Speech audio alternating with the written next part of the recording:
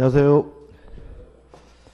자, 오늘 교재 몇 페이지냐면 36페이지죠. 36페이지에서 5번 권리의 충돌과 경합해가지고 1. 권리의 중첩이 나와야죠. 일단 양가로 2번에서 권리의 경합이란 말이 나오는데 이건 뭐냐면 한 가지 사실에 대해서 권리가 여러 가지 권리가 있어요. 이런 경우에는 아무 권리나 선택해서 주장하면 되는데 이걸 우리가 권리의 경합이라고 합니다. 그래서 우리 앞으로 경합된다 그러면 둘 중에 하나를 선택해서 행사할 수가 있다. 이렇게 되는 거거든요. 여러 가지 예가 있는데 가장 대표적인 예는 이런 겁니다. 갑이라는 사람이 을과 만나가지고 매매 계약을 했어요. 근데 이 갑이 예를 들어서 5살 먹은 꼬마다. 그럼 오늘 하겠지만 5살 먹은 꼬마는 명백히 미성년자이기 때문에 미성년자로서 요 매매 계약을 취소할 수가 있고요. 또 5살 먹은 꼬마라면 명백히 의사 무능력자이기 때문에 요 매매 계약을 무효임을 주장할 수도 있거든요.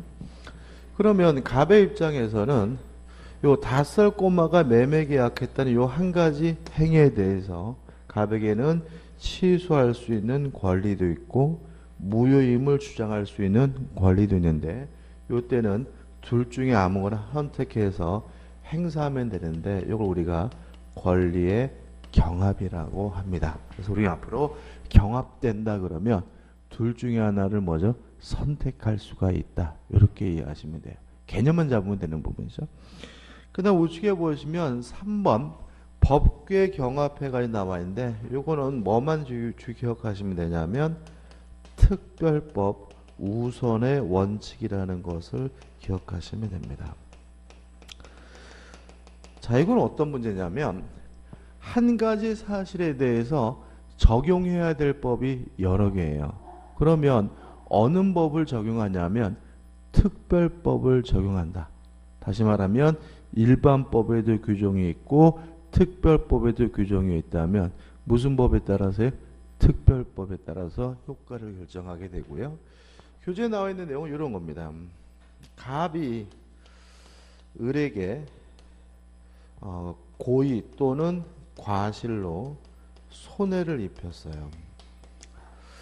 그러면 고의 또는 과실로 손해를 입힌 경우에는 민법에 어떤 규정이 있냐면 불법행위라는 규정이 있거든요. 그래서 을은 갑에게 불법행위를 원인으로 손해배상을 청구할 수가 있습니다.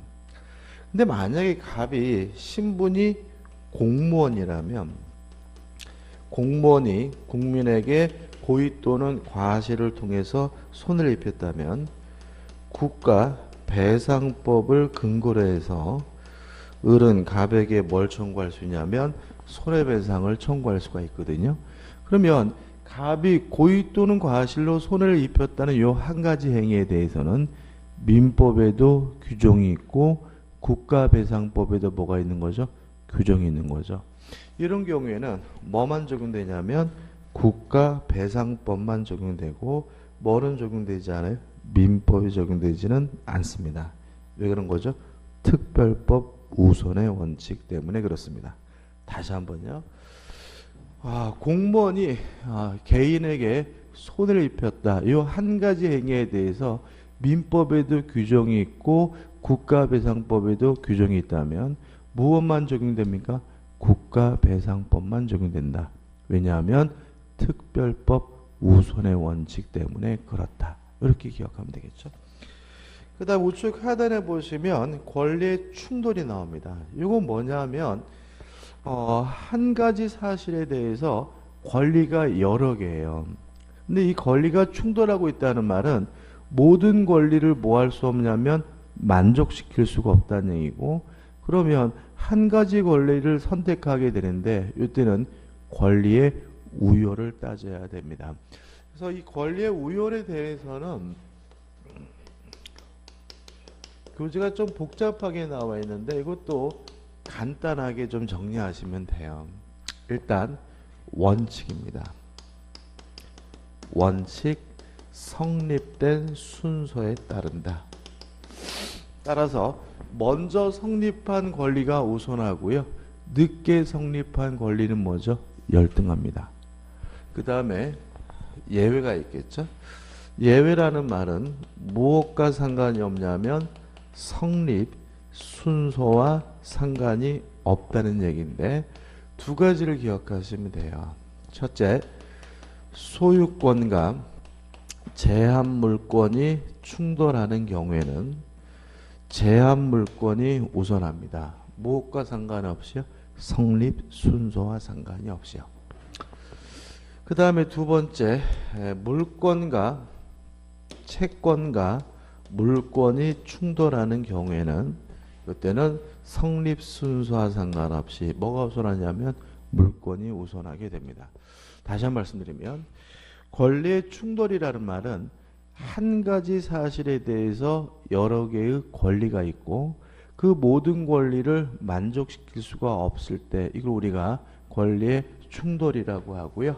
권리에 뭘 따지게 되죠? 우열을 따지게 되는데 원칙적으로 뭐가 되죠? 성립된 순서에 따른다. 그래서 예를 들어서 한 가지 건물에 대해서 1순위 저당권이 있고 2순위 저당권이 있다면 성립된 순서에 따라서 저당권이 우선하고 2순위 저당권은 뭐죠? 열등하다. 이렇게 순서에 따르는 게 뭐죠? 원칙이죠. 근데 예외가 있다는 거죠. 갑이 A라는 건물에 대해서 뭐가 있냐면 소유권이 있어요. 이런 상태에서 갑이 을에게 뭘 설정해 줬냐면 전세권을 설정해 줬다면 물론 성립 순서는 소유권이 먼저고 전세권이 뭐죠? 나중이지만 뭐가 우선하게 되냐면 전세권이 우선하게 된다라는 말은 결국 이 건물에 살아야 될 사람은 더 이상 갑이 아니라 누구죠? 을이다. 이런 취지가 되는 거죠. 그래서 소유권과 제한 물권이 충돌하는 경우에는 무엇과 상관이 없죠? 성립 순서와 상관없이 뭐가 우선하죠? 전세권, 제한 물권이 우선한다. 이렇게 되는 거죠.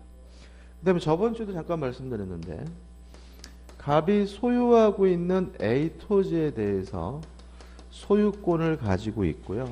이런 상태에서 을에게 임차권을 설정해 줬어요. 그리고 나서 갑이 병에게 매매 계약을 하고 병에게 이전 등기를 해줘서 병이 뭘 갖게 됐냐면 소유권을 갖게 됐다면 순서는 임차권이 빠르고 병의 소유권이 늦죠. 그죠? 그래도 이 임차권은 자는 병에게 뭐 할 수 없어요? 대항할 수가 없다. 왜냐하면 임차권은 물권이 아니라 뭐죠? 채권이고 채권은 특정한 사람에게만 주장할 수 있는 뭐죠? 상대권이기 때문에 기억나시죠? 그럼 결국은 성립 순서와 상관없이 뭐가 우선하는 거죠? 소유권. 다시 말하면 물권과 채권이 충돌하게 되면 원칙적으로 무엇과 상관없이 성립 순서와 상관없이 뭐가 우선하게 되죠? 물권이 우선하게 된다. 나중에 이제 물권법 할 때 다시 한번 봐야 되지만 이렇게 간단하게 정리하시면 돼요. 한번 정리해 보자고요. 일단 첫 번째 권리의 경합이 뭐였죠? 한 가지 사실에 대해서 여러 가지 권리가 존재할 때 어떤 권리든 선택해서 주장하면 되는데 이걸 우리가 뭐죠? 권리의 경합이라고 한다. 그래서 앞으로 우리가 경합된다라는 말이 나오면 선택해서 주장할 수 있다. 이런 의미로 해석하게 되고요. 그 다음에 두 번째 법규의 경합은 뭐죠? 특별법 우선 원칙이다. 무슨 말이냐면 한 가지 사실에 대해서 여러 개의 법에 규정이 있다면 뭐가 적용되죠? 특별법이 적용되고 일반법은 뭐 되잖아요? 적용되지 않는다. 이게 뭐죠? 특별법 우선의 원칙이고요. 그 다음에 마지막으로 권리에 충돌해가지고 권리가 충돌하게 되면 뭘 따지게 돼요? 우열을 따지게 되는데 원칙은 먼저 성립한 권리가 우선하고 늦게 성립한 권리는 뭐죠? 열등하는 것. 성립 순서에 따른 것이 원칙이지만 소유권과 제한 물권이 충돌하는 경우에는 성립 순서와 상관없이 뭐가요? 제한 물권이 우선하고요. 물권과 채권이 충돌하는 경우에는 성립 순서와 상관없이 뭐가 우선하죠? 물권이 우선하게 된다까지만 일단 간단하게 정리하시면 됩니다. 그 다음 넘겨보시면 권리의 행사와 의무 이행이 가지고 뭐가 나오냐면 신의 성실의 원칙이 나와요. 자, 법조문이 나오는데 2조 1항입니다. 제가 한번 읽어보면 권리의 행사와 의무 이행은 신에 쫓아 성실히 하여야 한다 이렇게 나오죠. 여기서 시험 문제를 반드시 냅니다. 반드시 내는 부분인데 일단 이게 내용이 없어요. 다시 한번 읽어볼까요? 권리의 행사와 의무의 이행은 신에 쫓아 성실하게 해야 된다.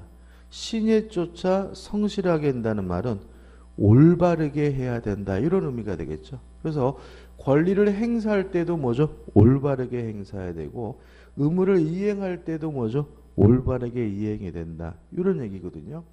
근데 이거를 그래서 우리가 앞으로 신의 성실의 원칙 또는 줄여서 신의칙 이런 말을 더 많이 쓸 거예요. 대표적인 귀에 걸면 귀걸이, 코에 걸면 코걸이에 관한 규정입니다.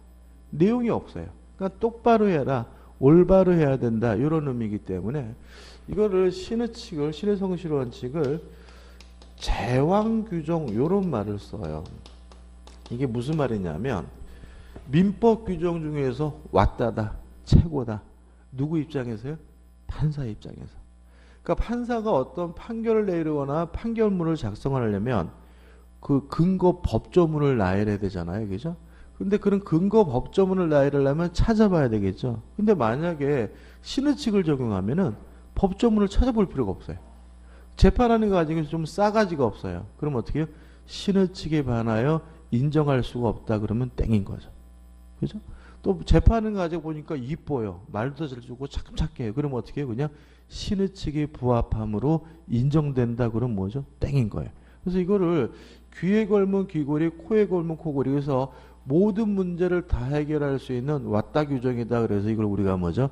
제왕 규정이라고 하는데 문제는 우리 판례가 될 수 있으면 요 신의칙에 관한 민법 규정을 적용을 뭐죠? 축소하려고 합니다. 왜 그러냐면 신의 성실의 원칙에 관한 규정을 다 적용할 수 있다면 국회에서 법을 만들 필요가 없어요.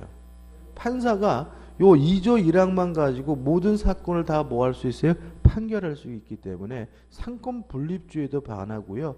입법부의 입법의 뭐죠? 입법의 기능도 뭐죠? 해치는 문제가 될 수 있기 때문에 좀 제한되고 있다는 거 좀 생각해 보시기 바라고. 자, 내용을 보는데 1번 의회에서 적용 범위에서 기억할 것이 뭐냐면 공법적 영역에도 적용이 된다 이거예요. 첫 번째 기억할 거죠. 자, 이게 무슨 말이냐면 자, 우리가 저번 주에 민법의 개념 말씀드리면서 민법이란 개인과 개인 간의 관계를 규율하는 사법이다. 따라서 국가와 개인 간의 문제, 공법적 영역에 대해서는 민법 규정이 뭐 되지 않죠? 적용되지 않는다라고 했죠. 다만 요 2조 1항만은 신의 성실의 원칙에 관한 민법 규정만은 어디에도 적용이 돼요? 공법 규정에도 적용이 된다. 이거 하나 좀 기억해 두시고 그 다음에 2번 민법상의 일반 조항이라는 말은 요 제한 규정이라는 얘기입니다. 귀에 걸면 귀걸이, 코에 걸면 코걸이 이런 얘기고요. 그 다음 우측에 3번 보시면 신의칙과 권리남용과의 관계가 나오는데 2조 2항인데 좀 이따 다시 한번 말씀드릴 건데 신의칙에 반하면 일반적으로 뭐죠? 권리남용에 해당하는 것으로 판단하기 때문에 한번 읽어보시면 돼요. 그 다음에 2번 신의칙 기능이 나옵니다. 자, 다시 한번 생각해 보자고요. 신의칙은 귀에 걸면 귀걸이, 코에 걸면 코걸이에요. 그렇기 때문에 어떻게 보면은 뭐 공법적 영역까지 적용된다 그러니까 모든 분야에 다 적용될 수 있는 거거든요. 근데 우리 판례는 대법원은 될 수 있으면 요 규정이 적용되는 것을 제한하려고 해요. 그래서 언제 적용을 하냐면 민법 규정을요 적용을 했어요. 적용을 했더니 사건이 해결이 되는 것이 아니라 오히려 문제가 생기고요. 사건이 해결되는 것이 아니라 오히려 분쟁이 더욱더 증폭이 돼요. 다시 말하면 민법 규정을 적용했는데도 불구하고 사건이 해결되지 않을 때 그때 적용해야 된다는 것이 우리 판례의 태도입니다. 여기서 주의할 점이 나오는데 우리가 앞으로 이제는 신의 성실의 원칙에 관한 내용이 나오면 민법 규정과 결론이 다릅니다. 다시 말하면 자, 신의 성실의 원칙은 언제 쓰이냐면 민법 규정을 적용했더니 사건이 해결되는 게 아니라 오히려 뭐죠? 문제가 생기고요. 또 모순이 생기고 분쟁이 뭐죠? 증폭될 때 그러한 것을 해소하기 위해서 적용되는 것이 신의 성실의 원칙이다. 그래서 신의 성실의 원칙이라는 말이 나오게 되면 무엇과 반하게 되냐면 민법 규정과 뭐하게 돼요? 반하게 됩니다. 이 부분은 이제 판례를 봐야 되는데 이걸 위하기 위해서 하나 판례 먼저 설명드리면 이런 판례가 있어요. 갑이라는 사람이 A라는 토지를 가지고 있어요. 근데 K라는 건설회사가 나타나 가지고요. 땅을 팔라 그래서 갑과 K 건설회사가 매매 교섭을 하게 됩니다. K 건설회사는 왜 이 땅을 사려고 했냐면 이 땅을 사가지고 아파트를 신축해가지고 분양하려고 살려고 하는데 문제는 갑은 땅값을 좀 많이 받으려고 하고 K는 땅값을 깎으려고 하니까 매매 계약이 체결되질 않아요. 그래서 건설회사에서 어떤 제안을 하냐면 일단 네가 나한테 먼저 사용 승인을 해주면 그거를 근거로 해서 땅을 아파트를 분양하고 분양이 잘 되면 땅값을 후하게 쳐주겠다라고 하길래 갑이 K건설에다가 사용 승인을 해줘요. 요 사용 승인을 받고 K건설회사가 아파트를 분양하게 되는데 문제는 생각처럼 분양이 잘 되지는 않아 가지고요. 다시 또 원점으로 돌아와 가지고 계속해서 토지에 대한 매매 교섭을 하게 됩니다. 이해되시죠? 어떤 상황인지죠? 땅값 후하게 쳐준다 그래서 어떻게 해요? 사용 승인을 해줬는데 막상 분양하고 나니까 잘 안 되니까 뭐죠? 원래대로 땅값 못 주겠다고 하는 바람에 매매 계약을 체결하지 못하고 계속 뭐죠? 땅에 대해서 어떻게 해요? 왔다리 갔다리 하고 교섭을 하고 있는데 문제는 이런 상태에서 이 토지에 어떤 일이 벌어지냐면 아파트가 지어지게 되는 거죠. 그죠? 그래서 아파트가 뭐죠?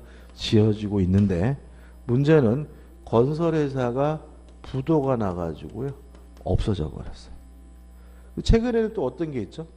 보증회사라는 게 있죠. 그래서 만약에 건설회사가 부도가 나면 보증회사가 대신 아파트를 뭐 해줘요? 건설해 주거든요. 그래서 Y라는 건설회사가 보증회사에서 이 아파트를 뭐죠? 계속해서 건설을 해줬고 건설이 끝나가지고 이제 분양받은 사람들이 뭐 하게 되는 거죠? 입주까지 하게 되는 거죠. 근데 문제는 갑은 아직 뭐죠? 땅을 못 팔았죠. 그죠? 그죠? 근데 문제는 땅을 사야 될 뭐가 없어요? 건설회사가 없어졌죠. 그죠? 동의하시죠? 요 사람, 요 Y건설회사 땅 사줍니까? 이 사람도 좀 피해봤죠. 그죠? 괜히 보증 쓰는 바람에 자기가 분양받는 것도 아닌데 아파트를 뭐죠? 지어줬잖아요. 그죠? 땅 안 사줄 거고. 요 아파트 분양받은 사람들이 땅 살까요? 이 사람들은 아파트를 분양받을 때 분양대금에 무엇도 포함되어 있어요? 땅값도 포함되어 있는 거잖아요. 그러니까 만약에 이분들이 땅을 또 사게 되면은 어떤 일이 발생해요? 이분들은 뭐죠? 땅을 두 번 사는 일이 발생하잖아요. 그러니까는 요 분양받은 사람도 땅을 안 사겠다고 하고 땅을 사줘야 될 건설회사는 뭐죠? 없어진 상태고 이런 상태에서 막 시간이 가는 거죠. 그래서 갑이 어떻게 하게 돼요? 자신의 소유권을 이유로 아파트를 철거해 달라고 뭐 하게 되냐면 소송을 제기하게 됩니다. 이해되시죠? 그죠? 자, 그러면 민법 규정을 적용해 보자고요. 자, 민법 규정을 적용해 보면은 갑과 K는 매매 교소만 있었을 뿐 매매 계약을 체결한 바도 없고요. 물론 갑이 K에게 이전 등기해 준 바도 없으니까 이 토지에 대해서는 누가 소유권자예요? 갑에게 아직도 뭐죠? 소유권이 있는 거죠. 그러면 갑의 입장에서는 자기 땅에다가 엉뚱한 사람들이 뭐예요? 건물을 뭐예요? 소유하고 있는 상태니까 건물을 철거해 달라는 것이 뭐죠? 정당하다. 이게 민법 규정을 적용하면 결론인 거예요. 이해되시죠? 근데 이게 사건 해결되냐 말이죠. 실제로 만약에 갑의 주장을 받아들이게 되면 누가 피해를 봐요? 요 분양받은 주민들이 엄청난 피해를 보게 되는데 실제로 문제가 뭐가 되지 않아요? 해결되질 않아요. 분쟁이 계속해서 뭐죠? 증폭되게 되는 거죠. 그럼 여기서 한번 생각해 보자고요. 이런 일이 벌어진 것에 대해서 수분양자에게 책임이 있나요? 아파트 분양받은 사람에게는 아무런 책임이 없습니다. 그죠? 갑에게 책임이 있나요? 책임이 있죠. 왜요? 사용 승인을 했잖아요. 만약 갑이 시작할 때 이 토지에 대해서 뭘 안 해줬어요? 사용 승인을 안 해줬다면 이런 일이 뭐도 안 돼요? 시작도 안 될 일이거든요. 따라서 요 갑에게 뭐가 있는 거예요? 책임이 있는 거죠. 따라서 민법 규정을 적용하게 되면 사건이 해결되지 않아요. 오히려 뭐죠? 결론이 대단히 뭐죠? 모순적입니다. 이때 등장하는 것이 뭐예요? 신의 성실의 원칙이에요. 따라서 우리 판례는 신의 성실의 원칙상 철거해달라고 뭐 할 수 없어요? 요구할 수가 없다. 이렇게 되는 거예요. 감 잡히시나요? 자, 신의 성실의 원칙은 아무 때나 적용되는 게 아닙니다. 민법 규정을 적용을 했더니 사건이 해결되질 않고요. 문제가 오히려 뭐죠? 증폭이 되고 분쟁이 뭐죠? 더욱 커질 때 이러한 모순을 해결하기 위해서 적용되는 것이 뭐죠? 신의 성실의 원칙이기 때문에 신의 성실의 원칙이 등장하게 되면 꼭 기억해야 될 논점이 뭐예요? 민법 규정과 결론이 뭐죠? 반대가 된다. 이게 뭐죠? 신의 측의 맹점인 거예요. 하나 한번 더 해볼게요. 갑이 소유하고 있는 A 토지를요. 을이 대리권도 없이 대리인이라고 해가지고 병가 만나가지고 매매 계약을 했어요. 자, 요 매매 계약의 효과가 갑에게 발생하려면 을에게 뭐가 있어야 되냐면 대리권이 있어야 되거든요. 그럼 갑에게는 뭐죠? 아무런 효과가 없는 거예요. 근데 문제는 뭐냐면 갑이 을의 아버지였고요. 을이 갑의 뭐죠? 아들이었어요. 그래서 갑이 돌아가시는 바람에 갑에서 을로 뭐가 이루어졌냐면 상속이 이루어졌어요. 여기서 이제 우리가 민법 규정을 적용해 보자고요. 자, 민법 규정을 적용해 보면 상속은 민사상 법적 지위도 상속시킵니다. 상속은 권리만 상속되는 게 아니라요. 채무도 상속이 되고요. 상속은 민사상 법적 지위도 상속이 돼요. 예를 들어 가지고 아버지가 매매 계약을 했으면 아버지는 뭐죠? 매도인이잖아요. 근데 아버지가 돌아가시면 그 매도인이라는 법적 주의가 뭐가 돼요? 상속이 되기 때문에 상속받은 아들이 뭐가 돼요? 매도인이 돼요.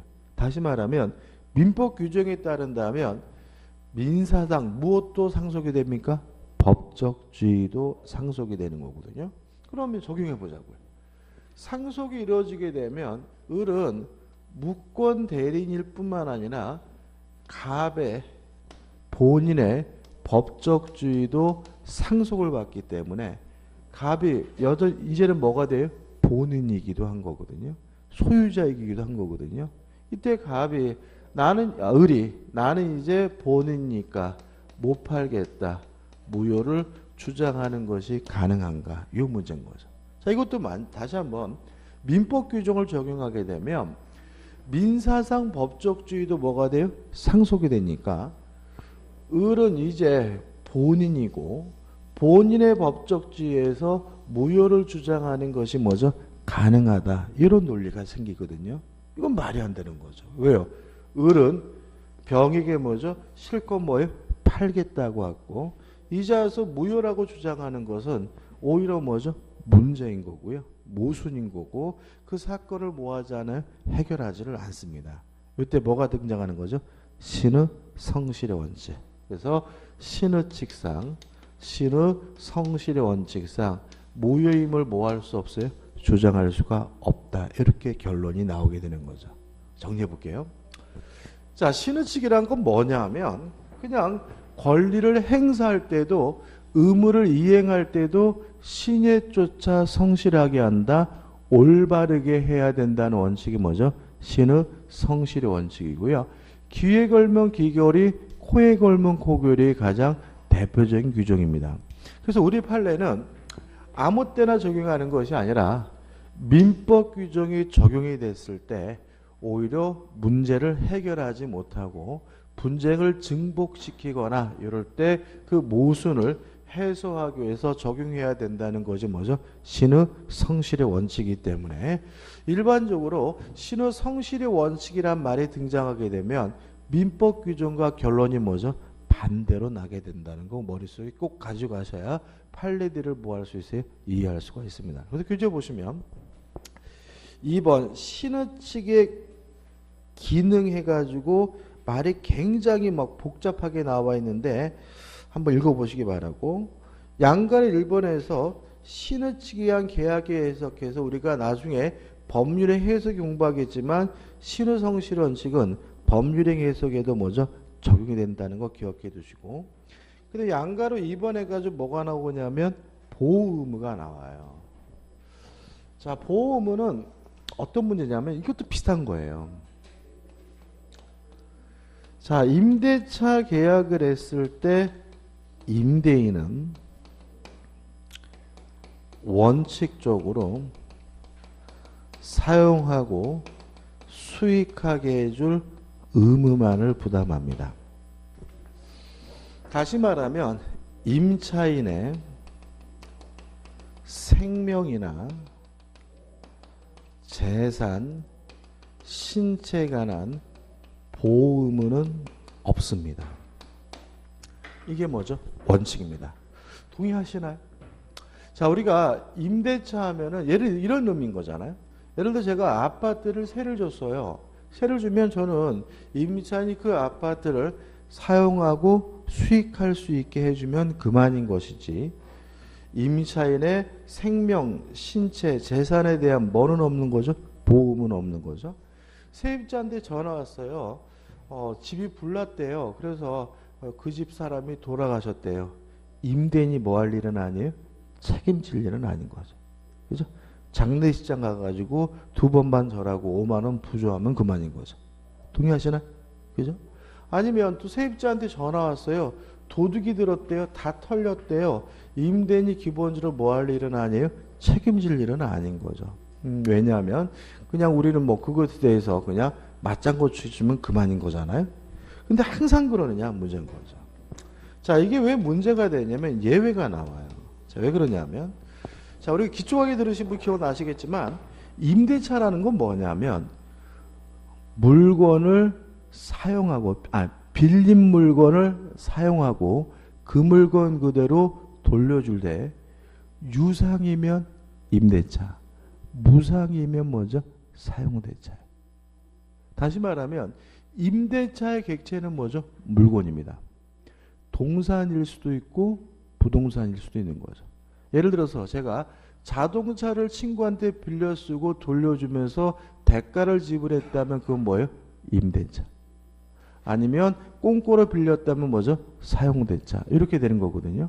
그러면 우리가 여관방에서 하룻밤 자는 것도 임대차인 거죠. 동의하시나요? 그럼 얘기가 달라지죠. 제가 여관방에서 하룻밤 잤는데 불이 났어요. 그래가지고 뭐죠? 세입자가 뭐죠? 투숙객이 뭐죠? 돌아가셨어요. 그러면 여관방 주인이 뭘 져야 돼요? 책임을 져야 되는 거. 그죠? 다시 말하면 예외 숙박 계약과 같은 단기 임대차의 경우에는 이때는 뭐가 있는 거죠? 생명, 신체, 재산에 대한 뭐가 있는 겁니까? 보호 의무가 있는 거고요. 요것의 근거가 되는 것은 뭐가 되는 거죠? 신의 성실의 원칙이 되는 거죠. 그죠? 다시 말하면 여관방에서 하룻밤 잤는데 화재가 났다. 누가요? 임대인이, 여관방 주인이 뭐죠? 책임을 져야 된다. 여관방에서 투숙했는데 도둑이 들어가서 제 짐을 다 털어갔다. 그때는 재산, 임대인인 여관방 주인이 뭘 져야 돼요? 책임을 져야 되고, 요거는 근거가 되는 것은 뭐가 돼요? 신의칙, 신의 성실의 원칙이 되는 거죠. 왜냐하면 민법 규정은 원칙적으로 무엇을 인정하지 않습니까? 보호 의무를 뭐죠? 인정하지 않으니까요. 그래서 엊그저께 그 서울 종로에서 고시원이 불났죠. 그죠? 그러면 여기서 원칙일까요? 예외일까요? 그러니까 예를 들어서 아파트를 세를 줬는데 불나서 세입자가 돌아가셨다 그래서 임대인이 뭐 할 일은 아니에요? 책임질 일은 아니잖아요. 명백하시죠? 그죠? 근데 지금 그거는 뭐냐면 고시원도 결국은 대가를 지불하고 거기서 뭐죠? 사신 거니까 결국 그것도 결국 뭐예요? 임대차란 말이죠. 근데 고시원에서 살고 있다가 불이 나서 6분인가 돌아가셨잖아요. 그러면 임대인인 고시원 원장에게 책임이 있나요?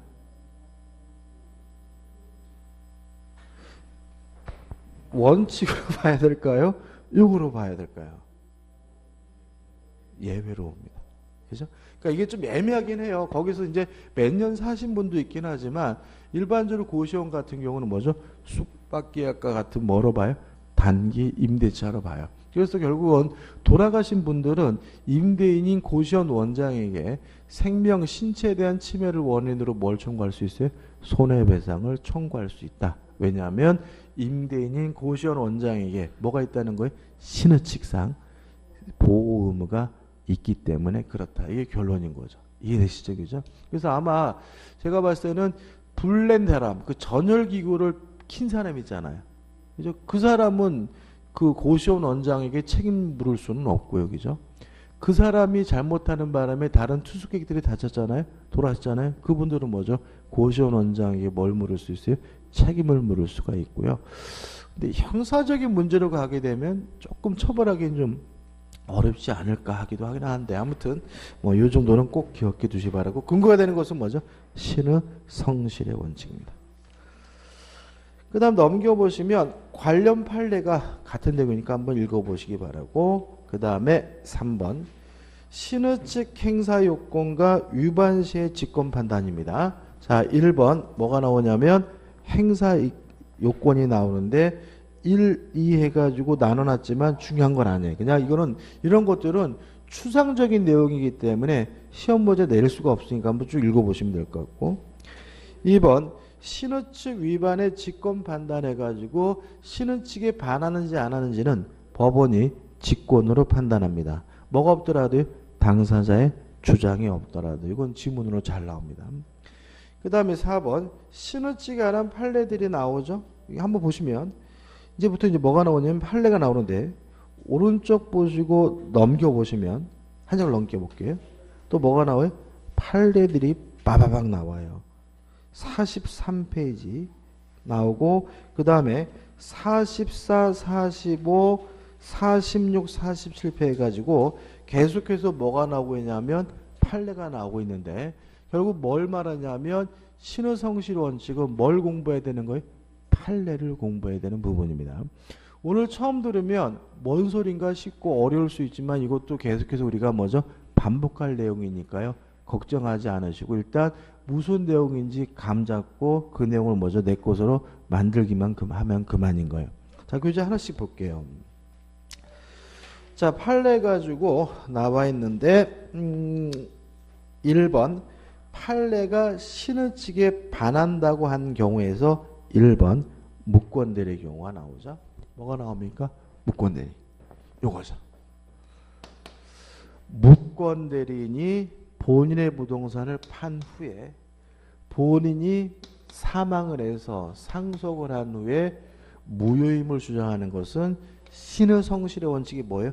반하기 때문에 뭐 되지 않아요? 허용되지 않는다. 한번 읽어볼까요? 이렇게 되겠죠.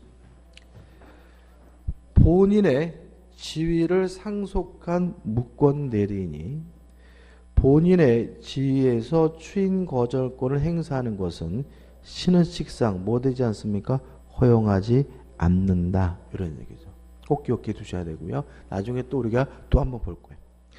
그 다음에 2번 취득시효 완성의 경우입니다. 자, 이런 문제거든요. 20년 동안 타인의 부동산을 점유하고 있는 상태에서 취득시효가 완성이 됐어요. 완성이 된 후에 20년이 지나서 나는 취득시효를 주장하지 않겠다라고 주장을 했고 나중에 와가지고 뭐죠? 취득시효가 완성됐으니까 이전 등기해달라고 요구하는 것은 신의 칙상 뭐 되지 않아요? 허용되지 않는다. 그런 판례. 근데 한번 읽어봐야 돼요. 한번 읽어볼게요. 취득시효 완성 후에 그 사실을 모르고자. 뭘 몰랐어요? 취득시효가 완성됐다는 걸 어떻게 해요? 모르고. 당의 토지에 관하여 어떠한 권리도 주장하지 않기로 한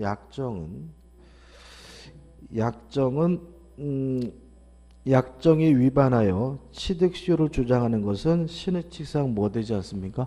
허용되지 않는다. 여기서 키가 되는 것은 뭐죠? 모르고입니다. 모르고. 자, 이게 이런 얘기잖아요.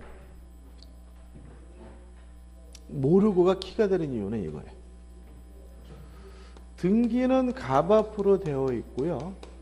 점유는 의뢰하고 있는데 이런 상태에서 20년이 지난 후에 자신이 취득시효가 완성됐음을 알면서 주장하지 않겠다라는 건 허용되겠죠. 그죠? 근데 만약에 모르고 주장하지 않겠다는 것도 허용된다는 얘기거든요. 무슨 말이겠어요? 그죠? 다시 말하면 지가 알면서 주장하지 않겠다 이것만 유효한 게 아니라 모르고 주장하지 않겠다는 것도 뭐죠? 유효하다. 이런 취지이기 때문에 이거 기억 안 해두시면 문제 풀 때 뭐예요? 틀려요. 그래서 우리가 취득시효가 완성되지 되었다는 사실을 모르고 주장하지 않겠다는 것도 뭐죠? 유효한 거다. 따라서 나중에 취득시효가 완성됐음을 주장하는 것은 신의 칙상 뭐 되지 않아요? 허용되지 않는다. 꼭 기억해 두시고 참고로 기억을 돕기 위해서 말씀드리면 우리 법은요 무식한 건 용서하지 않아요. 다시 말하면 나중에 난 그런 제도가 있는지 몰랐어요 이런 건 고려하지 않습니다. 동의하시나요?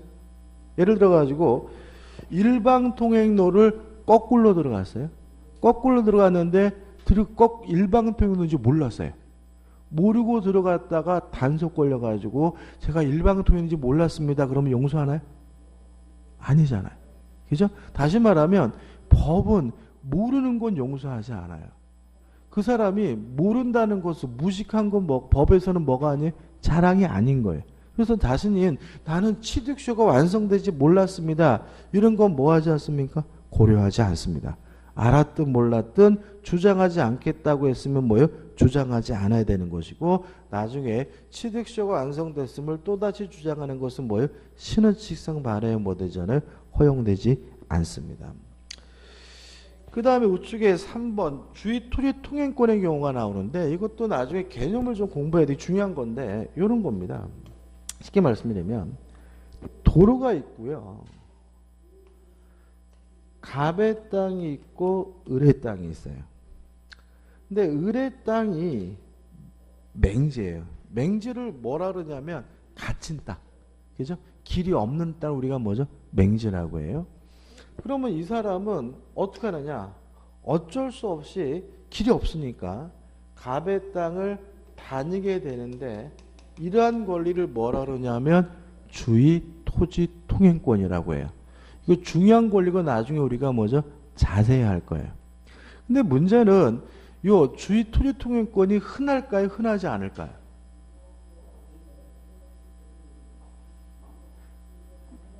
의외로 흔해요.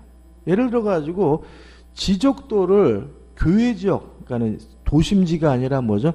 이렇게 시골 같은데 지적도 발급받아 보시면 땅이 구획되어 있을 뿐 지적도상으로는 길이 없는 땅이 굉장히 많아요. 근데 실제로 가보면 다 뭐가 있어요? 길이 있어요. 그러면 그 길의 근거가 되는 것은 뭐예요? 주의 토지 통행권인 거예요. 이해되시죠? 그죠? 자, 근데 문제는 뭐냐면 민법에는 뭐라고 규정해 놓고 있냐면 보상을 해줘라 라고 뭐라고 있냐면 규정을 하고 있어요. 이렇게 맹지이지만 남의 땅을 다닐 수 있지만 땅 소유자에게 뭐는 해줘야 돼요? 보상은 해주라고 규정을 하고 있는데 참 신기하게도 우리나라 사람들 보상 안 해줘요. 그죠? 내가 일제시대 때부터 다녔다는 둥, 그죠? 수십 년간 다녔다는 둥 이러면서 땅 주인에게 뭐죠? 보상해주는 사람 거의 없습니다. 자, 수십 년이 지나고 나서 갑이 을에게 민법 규정에 따라서 보상을 청구할 수 있느냐? 그럴 수는 없다. 왜요? 신의 성실의 원칙 때문에. 이게 판례. 그래서 교재에 보시면 이렇게 되어 있잖아요. 갑과 을 소유 각 토지 일부가 통로로 제공된 경우 신의 칙상 갑과 을은 서로에게 지료를 청구할 수 없다 이렇게 나와 있는데 이렇게 기억하시면 돼요. 나중에 설명드리겠지만 이거 오늘은 중요한 건 아닌데 보상 없이 통행하고 있는 사람에게는 새삼스럽게 뭘 청구하지 못해요? 보상을 청구하지 못한다. 이유는 뭐 때문에? 신의 성실의 원칙 때문에. 이게 판례 확고한 태도입니다. 그 다음에 4번 동시에 항변권 행사가 신의 측에 반하는 경우인데 이건 안 읽어볼 건데 자 동시 항변권이 뭐예요? 네가 안 하면 나도 못하겠다는 거죠. 근데 그 사람이 안 하는 게 사소해요.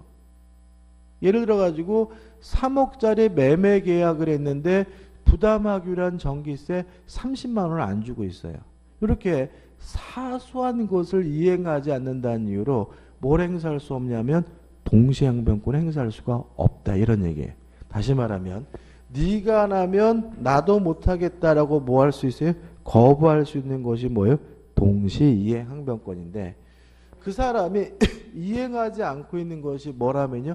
사소한 것이라면 그때는 못하겠다라고 거부하지 못해요. 근거가 되는 것은 뭐죠? 신의 성실의 원칙 때문에 그렇다는 게 판례 입장이고 그 다음에 5번 계약 해제 경우에 가지고 동그라미 1번, 2번, 그 다음에 6번에서 청구액이 지나치게 과다한 경우 이렇게 나와 있는데 이것도 마찬가지인데요. 한번 쭉 보시되 이게 설명드릴 건 없습니다. 이건 시험은 잘 내는 부분은 아닌데 가장 중요한 것은 뭐예요? 채무불이행이 있으면 계약을 해지할 수 있는데 그 채무불이행이 경미하거나 아니면 주된 채무가 아니라 부수적 채무의 불이행인 경우에는 계약 자체를 뭐 할 수 없냐면 해지할 수가 없다. 그런 취지니까 한번 쭉 읽어보시면 돼요. 그 다음에 넘겨보시면 7번 수급일의 담보 책임 면제 특약의 경우에서 나와 있는데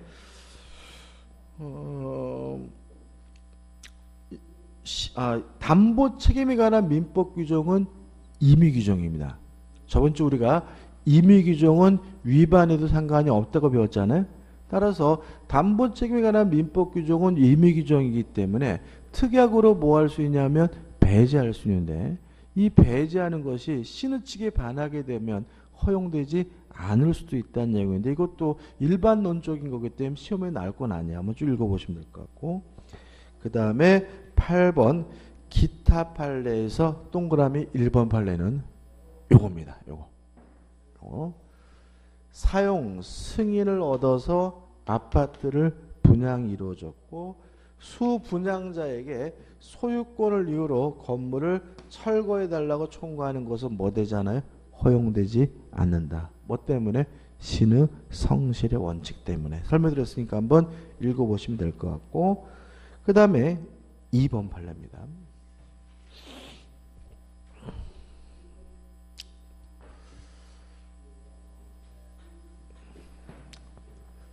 땅이 갑의 것이고요. 갑이 을에게 건물을 신축하도록 승낙을 해줬어요. 그래서 을이 갑의 땅에다 건물을 뭐 했냐면 신축을 했거든요. 자, 왜 이런 일을 하게 됐냐면 을이 갑의 딸이었어요. 이해되시나요? 그죠? 딸이 명절 때 찾아와 가지고 아버지 이거 아버지 땅에다 나 좀 집 좀 지면 안 되니까 어떻게 그래라 해가지고 뭐죠? 딸이 뭐죠? 아버지 땅에다 뭐죠? 집을 진 거죠. 아, 그러면 땅은 아직도 갑에게 뭐가 있는 거예요? 소유권 있는 거잖아요. 근데 문제는 뭐냐면 요 건물이 경매가 돼가지고요. 병에게 뭐가 됐냐면 경락이 됐어요. 이랬을 때 갑이 요 경락인에게 건물을 철거해 달라고 청구할 수가 있느냐? 이해되시죠? 없다. 뭐 때문에? 신의 성실의 원칙 때문에. 그죠?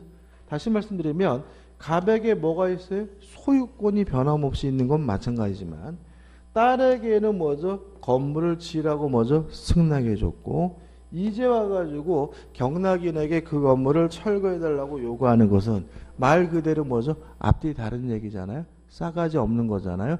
이런 거는 뭐예요? 신의 치상 뭐 되잖아요? 허용되지 않는다. 그런 취지거든요. 그래서 한번 2번 판례 한번 읽어볼까요? 자신의 친딸로 하여금 자기 소유의 대지상에 건물을 신축하도록 승낙한 자가 위 건물이 친딸의 채권자에 의한 강제 경매 신청으로 경락되자 경락인에 대하여 건물의 철거를 요구하는 행위는 신의 측에 반하여 신의 측에 뭐죠? 위배된다. 다시 말하면 신의 측에 반하기 때문에 뭐 할 수 없습니까? 철거해 달라고 요구할 수가 없다. 이런 얘기죠. 그 다음에 2번 판례는 명의신탁과 관련된 판례인데 중요하지 않습니다. 그냥 보지 않으셔도 될 것 같고 이거는 그 다음에 우측에 4번 판례입니다. 3번 판례는 중요하지 않습니다. 그죠? 3번 판례는 중요하지 않고 뭐죠? 4번 판례입니다. 자, 여기까지 이제 우리가 오시면서 뭔가 막 그 정리가 안 되잖아요. 그죠? 좀 참으시면 한 방에 정리가 돼요. 자, 4번 판례는 뭐냐면 이런 거예요. 지금 갑과 을애가 부자지간이에요. 부자지간. 그래서 아들이 예를 들어가지고 뭐 할까요? 아파트를 산다고 해가지고 보증을 서야 되는데 이 아버지가 신양불량자 가지고 보증을 설 수가 없었어요. 어떤 상황인지 아시겠죠? 그죠? 그래서 아버지가 어떻게 한 거죠? 친구를 찾아간 거죠. 병한테 가가지고 친구야 우리 아들이 아파트를 산다고 해서 내가 보증을 서야 되는데 내가 지금 신용불량자에서 보증을 줄 수가 없다. 네가 좀 대신 보증 서면 안 되겠니? 해가지고 친군 병에게 갑이 뭐 한 거죠? 부탁을 한 거죠. 그래서 병이 을에게 뭘 했어요? 연대 보증을 섰어요. 이해되시죠? 그죠? 근데 이놈이 돈을 안 갚아가지고 아파트가 뭐가 될 판이에요? 경매가 될 판이거든요. 그러는 바람에 아버지가 뭐죠? 대신 요 돈을 뭐죠? 변제를 해줬어요. 채권자에게. 긁고 나서 병에게 구상할 수가 있느냐? 요겁니다. 이해되시죠? 그죠? 다시 말하면 아들이 돈을 안 갚아서 뭐죠? 경매가 될 판이어서 지가 뭐죠? 돈을 갚고 이 아들은 완전 개그지잖아요. 그죠? 요 보증을 쓴 친구에게 내가 너 대신 빚 갚았으니까 돈 달라라고 뭐 할 수 있어요? 구상할 수가 있느냐? 요 문제에 대해서 어떻게 해요? 없다. 왜요? 신의 성실의 원칙이 되는 거죠. 읽어볼까요? 이렇게 되죠. 갑이 하여할 연대 보증을 이게 이렇게 을이 아니네. 그죠? 얘가 을이고 K로 할게요. K로. 갑의 부탁을 을이 대신한 경우 갑이 그 연대 보증 채무를 대의 변제하였다는 이유로 을에 대하여 구상권 행사하는 것은 신의 측에 반하여 뭐 되지 않습니까? 허용되지 않는다. 왜냐하면 모순된 행위이기 때문에 그렇습니다. 그죠? 그 다음에 5번 판례입니다. 이런 겁니다. 갑이 소유하고 있는 A 토지를요, 을에게 팔았어요. 팔고 을이 갑에게 대금을 다 지급했지만 갑이 을에게 뭘 안 해줬냐면 등기는 안 해줬어요. 이게 뭐냐면 을이 갑으로부터 등기 서류는 받았지만 자기 앞으로 뭘 안 하고 있는 거예요? 이전 등기를 안 하고 있는 거죠. 이런 상태에서 갑자기 이 땅값이 폭등을 했어요. 뭐 예를 들어서 2억짜리 땅이었는데 갑자기 3억이 됐다. 이랬을 때 갑이 자신의 소유권을 이유로 을에게 반환해달라고 청구할 수가 있느냐, 이 문제입니다. 물론 갑은 을과 매매 계약을 하고 매매 대금을 받았지만 뭐는 안 해줬어요? 등기는 안 해줬으니까 민법상 갑에게 아직도 뭐가 있는 거예요? 소유권이 있는 거죠. 그렇지만 지가 실컷 팔고 나중 가가지고 땅값이 올랐다는 이유로 소유권을 이유로 돌려달라고 요구하는 것은 이건 뭐에 반하는 거죠? 신의 측에 반하는 거죠. 따라서 신의 측을 근거로 해서 소유권을 이유로 뭐 해달라고요? 반환해달라고 뭐 할 수 없어요? 청구할 수가 없고 자신이 소유자임을 확인해달라고 뭐 할 수 없어요?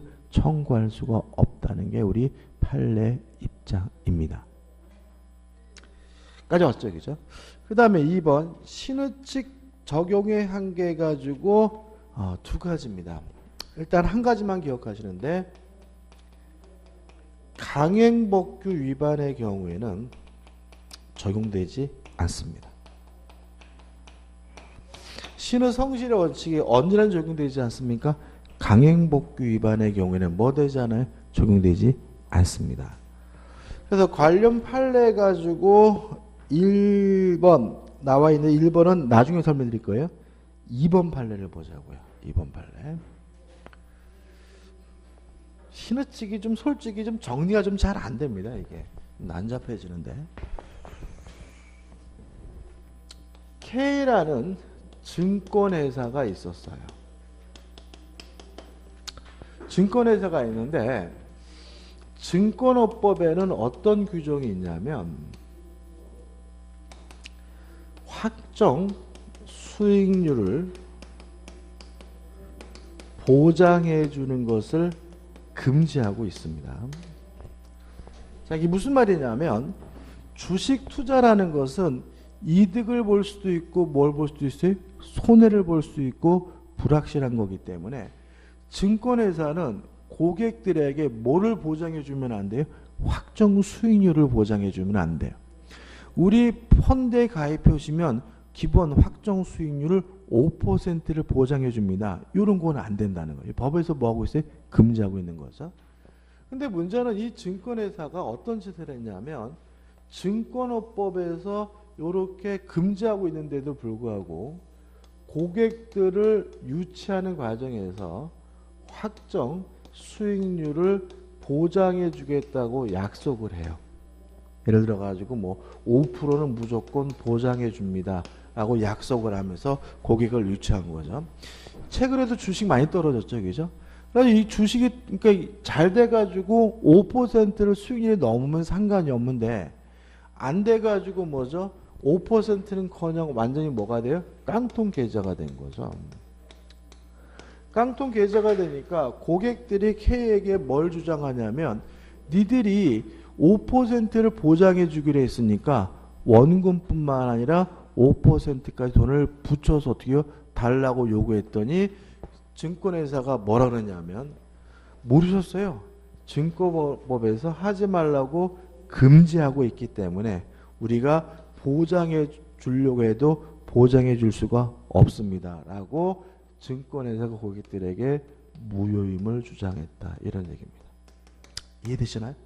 다시 말씀드리면 수익률을 보장해 주겠다고 약속해 놓고 이재화에서는 법에서 금지하고 있으니까 보장 못 해줍니다라고 뭐죠? 버팅기더란 말이죠. 여기까지 느낌을 보시면은 이거 명백히 뭐에 반한다고 봐야 돼요? 신의 측에 반한다고 봐야 되는 거예요. 완전 뭐예요? 싸가지 없는 거잖아요. 그죠? 한마디로 말하면 그죠? 근데 우리 판례는 신의 측에 반하지 않는다는 판례입니다. 왜냐하면 강형법규 위반의 경우에는 신의성실의 원칙이 뭐 되지 않아요? 적용되지 않는다는 게 우리 판례 입장입니다. 따라서 증권업법상 확정 수익률을 보장해주를 금지하는 요 규정은 당연히 뭐죠? 강행 규정이고요. 강행 규정의 경우에는 신의성실의 원칙이 뭐 되지 않아요? 적용되지 않으므로 스스로 무효임을 주장하는 것이 뭐죠?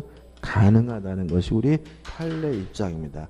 은근히 시험에 잘 내는 판례예요. 왜냐하면 이게 말도 안 되는 판례처럼 느껴질 수가 있거든요. 그래서 나중에 또 뭐 반사회적 법률에 또 관련되게 되는데, 아무튼 강행법규 위반의 경우에는 신의성실의 원칙이 적용되지 않습니다. 따라서 스스로 강행법규를 위반한 사람이 무효임을 주장하는 것은 뭐예요? 가능하다는 것이 우리 판례 입장이라는 거 꼭 기억해 두시기 바라고요. 하나 더 있는 건 나중에 볼 겁니다. 그 다음 넘겨볼게요. 넘겨보시면 이제 뭐가 나와요? 파생 원칙이 나오는데 1번 실효 원칙이 나옵니다. 자, 실효 원칙은 뭐냐면 권리를 행사하지 않고 있어요. 권리를 행사하지 않는 바람에 상대방이 어떤 믿음을 갖게 되냐면 더 이상 권리를 행사하지 않을 것이라는 신뢰를 갖게 되면 권리가 소멸되게 되는데, 이러한 것을 뭐라 그러냐면 실효의 원칙이라고 합니다. 자, 이런 얘기예요. 그러면 저한테 어떤 권리가 있어요. 권리가 있는데 분명히 저한테 권리를 뭐죠? 행사해야 되는데 안 해요. 안 하면 상대방은 어떤 생각을 하게 돼요? 아, 이 인간 더 이상 권리를 행사하지 않겠구나 라는 믿음을 갖게 되고, 이러한 믿음이 형성이 되면 권리가 소멸되게 되는데 이걸 뭐라 그래요? 실효의 원칙이라고 합니다. 자, 실효의 원칙에서 1번 의의와 적용 요건이 나오는데, 그 양갈 1번에서 의의와 적용 요건 밑으로 하나, 둘, 세 번째 줄 동그라미 기억 있죠? 여기서 읽어볼게요. 기억. 본래 권리 행사의 기회가 있음에도 불구하고 권리자가 장기간에 걸쳐 그 권리를 행사하지 아니하였기 때문에, 니은번 의무자인 상대방은 이미 권리자가 권리를 행사하지 아니할 것으로 믿을 만한 정상한 사유가 있게 되는, 또는 행사하지 아니할 것을 추인케 할 경우에, 디귿번 새삼스럽게 그 권리를 행사하는 것이 신의성실의 원칙에 반하는 결과가 될 때 그 권리 행사를 허용하지 않는 것을 우리가 뭐라고 해요? 실효의 원칙이라고 한다. 복잡하죠? 기억할 것은 간단하죠. 권리를 행사하지 않고 있습니다. 그러는 바람에 상대방은 권리를 행사하지 않을 것이라는 뭘요? 신뢰, 믿음을 갖게 되면 권리가 소멸되게 되는데, 이러한 원칙을 뭐라 그러죠? 실효의 원칙이라고 합니다. 2번 양가리 2번 해가지고 판단 기준이 나오는데 중요하지 않습니다. 그래서 적용 요건만 기억하시면 될 것 같고, 그 다음에 3번 해가지고 판례가 실효 원칙에 적용하는 경우에서 우측에 상단에 나오는데 다 적용된다. 다 적용된다. 따라서 적용이 안 되는 경우가 없습니다. 그 다음에 관련 판례인데 무효입니다. 그러니까 이런 거거든요.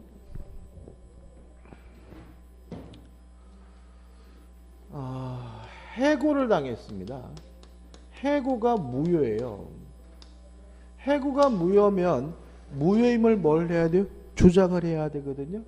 근데 무효임을 주장하지 않고요, 정상적으로 퇴직금을 뭐 했어요? 수령을 했어요. 그리고 다른데 뭐죠? 전직까지 했어요. 그러면 회사 입장에서는 얘는 더 이상 무효임을 주장하지 않겠다는 뭐예요? 신뢰, 믿음을 갖겠죠. 그래서 나중에는 무효임을 더 이상 뭐하지 못해요? 주장하지 못하는데, 이게 뭐가요? 실효의 원칙이 적용되기 때문인 거죠. 판례 한번 읽어볼게요. 근로자가 의원 면직된 때로부터 12년, 그 의원 면직 처분이 무효임을 안 때로부터 2년 4개월 후에, 이 기간이 중요한 건 아닙니다. 일단은 그냥 장기간이에요. 새삼스럽게 그 처분의 무효를 이유로 을과의 사이에 고용관계가 있다고 주장하여 소를 제기하는 것은 노동 분쟁의 신속한 해결이라는 요청과 신의 성실의 원칙, 실의 원칙에 비춰 허용될 수가 없다. 다시 말하면 무효임을 주장하지 않았기 때문에 회사 측에서는 뭐죠? 무효임을 주장하지 않을 거라는 뭐가요? 신뢰가 생겼다. 이런 얘기입니다. 그 다음에 2번 사정 변경의 원칙입니다. 이건 뭐냐면 사정이 변경됐다는 이유로 효과가 없음을 주장할 수 있는 원칙, 우리가 뭐죠? 사정 변경의 원칙인데 판례가 나오고 하단에 보시면 3번 해가지고 사정 변경을 이유로 뭘 인정하냐면 해지권을 인정합니다. 요 판례는 오늘은 안 볼 거고 그것만 보면 되는데, 자 이런 얘기입니다. 회사가 대출을 받아요, 법인이. 근데 이 사람이 이사였어요. 이사에서 연대 보증을 썼거든요. 그리고 나서 그 회사에서 잘렸어요. 그러면 이 사람은 그 연대 보증 계약을 해지할 수 있느냐? 다른 건 뭐예요? 연대 보증 쓸 당시에는 뭐였어요? 이사였는데 지금은 뭐가 아니에요? 이사가 아닌 거죠. 뭐가 바뀐 거죠? 사정이 변경된 거죠. 이렇게 사정이 변경됐다는 이유로 무효임을, 효과가 없음을 주장하는 것을 우리가 뭐죠? 사정 변경의 원칙이라고 하고요. 우리 판례는 사정 변경을 이유로 뭐를 인정하냐면 해지권을 인정합니다. 따라서 이사였을 당시에 연대 보증을 쓰고 이제 와서는 이사가 아니기 때문에 연대 보증 계약을 해지할 수 있다는 것은 우리 판례 입장이니까 간단하게 기억하시면 되고요. 넘겨보시면 이제 뭐가 나오냐면 모순행위 금지 원칙이 나와요. 지금 제가 좀 쉬는 시간이 좀 늦게 있는데 이것 때문에 그렇습니다. 자, 여기까지 왔는데 이제 여기까지 오면 이제 뭐가 어떤 일이 벌어지냐면 여러분들 머릿속에 뭐 어려운 건 없잖아요. 그죠? 이해는 되는데 뭐가요? 정리가 안 돼. 정리가 안 되는데 정리되는 한 방의 말이 뭐냐면 3번 모순행위의 원칙, 뭐냐면 금반원의 원칙입니다. 금반원의 원칙은 뭐냐면 반대되는 언행이 금지된다, 이런 얘기예요. 앞에 말하고 뒤에 말하고 다르면 안 된다. 이게 뭐예요? 금반원의 원칙입니다.